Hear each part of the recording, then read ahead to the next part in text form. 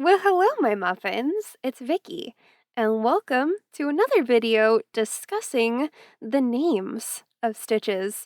In my last video where I talked about why Peyote Stitch is named after peyote, I also discovered something weird. Do you see this cuff right here? The method which I used to make it, I've always called multi-stitch. But in my research about peyote stitch, I discovered that this is actually peyote stitch. It is a tubular peyote stitch. And that was an interesting discovery. So I learned that now this is only the forms of peyote stitch that I know about. I know there are actually several different ways of doing it that I am not knowledgeable on, but maybe someday I'll learn. Here we have odd peyote stitch because there's 5 rows.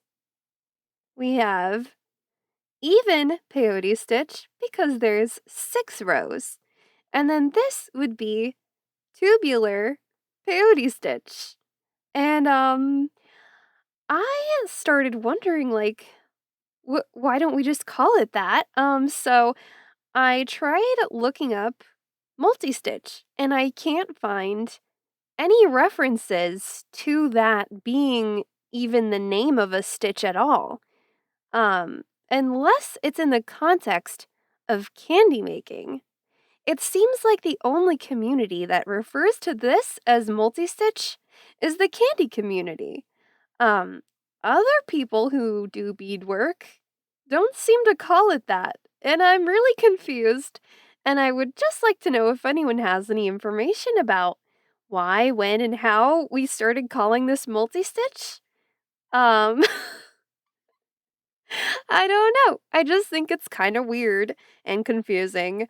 Um, but yeah, I've been doing all kinds of research on like different beading stitches, and nowhere have I seen any reference to a stitch called multi-stitch at all. So,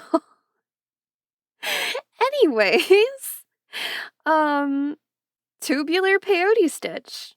I like it, especially because tubular used to mean cool. Anyways, guys, let me know if you have any information regarding this topic. And until next time, peace, love, unity, and respect.